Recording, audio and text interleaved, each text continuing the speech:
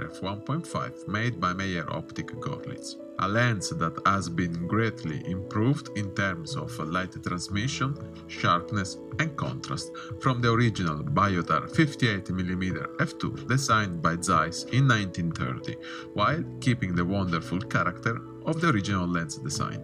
I've been using this lens for almost a month and I'm absolutely loving the results I'm getting with it. At the point that for my last trip in Sicily, I decided to bring only this lens with my Lumix S5. This is a totally manual focus lens without CPU contacts, so I suggest you to get the DSLR mount version of this lens, so you can adapt it to every mirrorless or cinema camera you have or you will have in the future. And if you don't want to deal with the lens adapter, anyway, Meyer Optic is also selling the lenses with a native mirrorless mount adapter.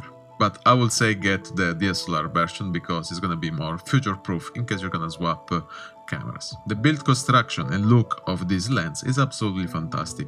I love the new silver finish of this lens, and the focus ring and aperture ring are buttery smooth without clicks in the aperture ring, and the barrel doesn't really extend much when you focus in and out. This lens is not weather sealed, there is not a weather sealing gasket around the lens mount, but I've been using this lens both while sailing or hiking, so in pretty bad environments and I don't see any dust particles or sign of mold or humidity inside the lens. But if in the future I will see that this lack of weather sealing is gonna give problems to this lens, I will write an update in the description of the video, so maybe in the future keep an eye on what I write in the description.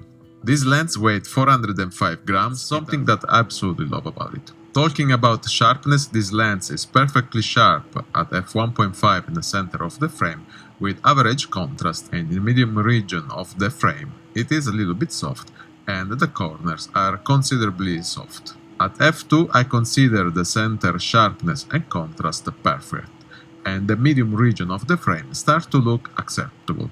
I find that the sweet spot of this lens is around f2.8, but if you need a uniform sharpness in your frame, you will need to stop down this lens to f8 or f11.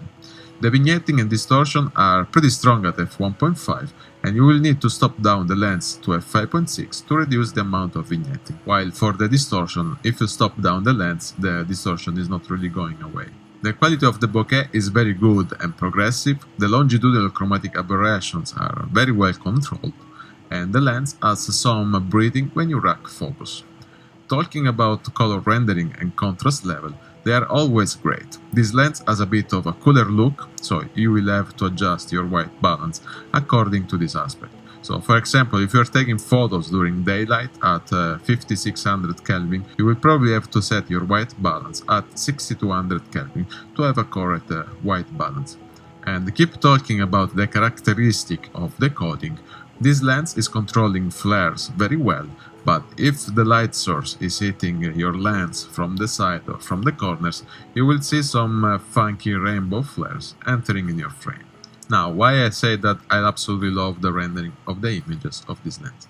This lens is different than the normal Biotar 58mm f2 or the Helios 44-2 that you may have tried or you have in your kit. Because this lens, let's say it's better.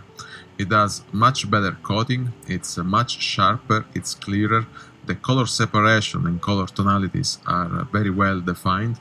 It's not like the Helios or the Biotar where the colors are just melted together. So I never really like to use those lenses except for some cheap productions or if I want to use it for anamorphic scopes, because I didn't care if I would have break those lenses. But this lens is different. This lens has, I would say, it has a professional look. It's about the contrast level.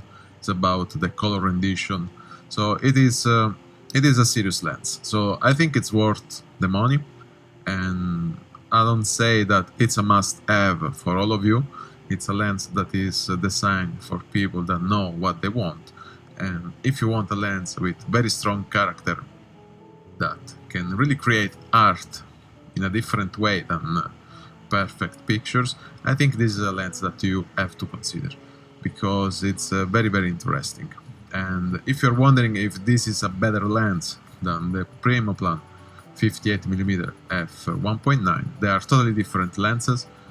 This is, let's say, sharper, it's with more swirl, it has more barrel distortion, while the Primoplan 58 f1.9 has some glow, it's rendering the bokeh in a very unique way, it has less swirl, so they are totally different lenses. I've shared many test footage and many image samples in the channel, both for this lens and the other one, so you should check them and decide yourself which one is better for you. Talking about adapting this lens with anamorphic setups, when I use the ISCO Ultra Star 2x anamorphic scope with this lens is covering almost the 3x2 open gate full frame sensor of my Lumix S1.